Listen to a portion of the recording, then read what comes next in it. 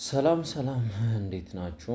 ሁላችሁንም በጌታ በኢየሱስ ክርስቶስ ስም ሰላም እላችኋለሁ። ሰሞኑን በዚህ በሙሉ ወንጌል የመሰረታዊ እምነት ማስተማሪያ በሚል እዚሁ ሚዲያ ላይ ሲናፈስ የነበረ አንድ ጽሑፍ ነበር። ጊዜውም የታተመበትም ጽሑፉም የተዘጋጀው በአንድ የአጥቢያ ግለሰብ ነው። የሙሉ ቤተ እምነቷን የሚወክል አስተምህሮም አልነበረም።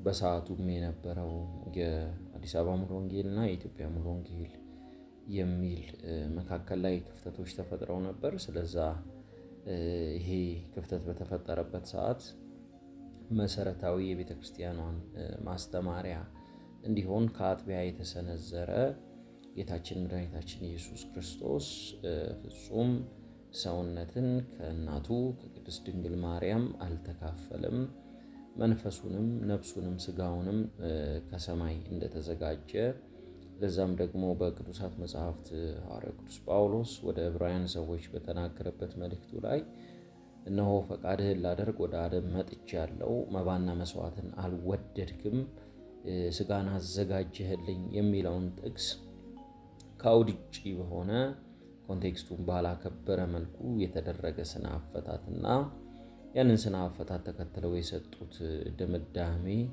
ጌታችን መድኃኒታችን ኢየሱስ ክርስቶስ ስግው ቃል የምንለው እሱ ከማርያም ሰውነትን አልተካፈለም ወይም አልነሳም የሚል ትምህርት ተሰንዝሮ ነበር እና ያ ትምህርት ጤናማ ያልሆነ በቤተ እምነቷ ውስጥ አሁንም ድረስ አምላካችን መድኃኒታችን ጌታችን ኢየሱስ ክርስቶስ ቅድመ ዓለም ከአብ ድኅረ ዓለም ከእናቱ ከቅድስት ድንግል ማርያም ሰውነትን የተካፈለ ፍጹም እንደኛው ሰው የሆነ መለኮትነትን ሳይለቅ ሰውነትን ገንዘብ ያደረገ ሰውነትም ደግሞ ሰውነትን ሳያጣ መለኮትነትን ገንዘብ ያደረገ አንድ ጌታ መድኃኒት ኢየሱስ ክርስቶስ ቅዱሳት መጽሐፍትም አንድያ ልጅ የሚሉት ከተዋህዶ በኋላ ማለትም አምላካችን ጌታችን መድኃኒታችን ኢየሱስ ክርስቶስ አካላዊ ቃል በትብስት ሰውነትን ገንዘቡ ካረገበት ቅስፈት ጀምሮ ለቃልም ለብቻ ለስጋም ለብቻ እያደረግን እንደ ንስጥሮስም ሳንከፍል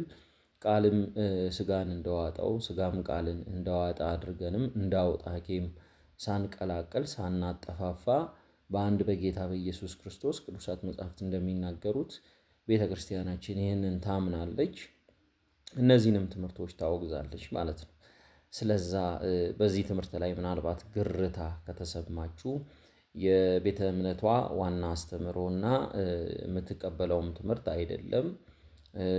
ያንንም እርማት ለመስጠት የተካሄደ ነገር አይደለም። ይህም ቪዲዮ ያለንም አቋም ወጥና ቀጥተኛ የሆነ ሰውነትን ከሰው እንደተካፈለ መለኮትነትን ደግሞ ባህሪው እንደሆነ የባህሪ አምላክ እንደሆነ የጌታችን የመድኃኒታችን የኢየሱስ ክርስቶስ ልጅነት የጸጋ ልጅነት ሳይሆን የባህሪ ልጅነት እርሱ ራሱ መለኮት የሆነ እርሱ ራሱ እግዚአብሔር የሆነ ከሥላሴ አካላት አንዱ የሆነ እንደሆነ እናምናለን። የእኛም ልጅነት ደግሞ በጸጋ በመስቀል ሥራ እግዚአብሔር በክርስቶስ ኢየሱስ ባደረገልን አብ ባፈሰሰልን ፍቅር የተነሳ የእግዚአብሔር ልጆች ተብለን ተጠርተናል ማለት ነው።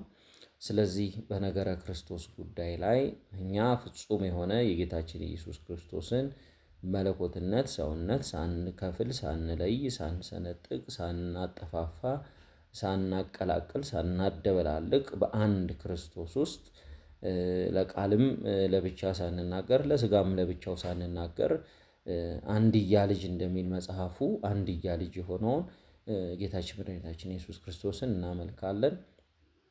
ተባረኩ። ይሄን ለማለት ነው በዚህ ቪዲዮ ወደ እናንተ የመጣሁት።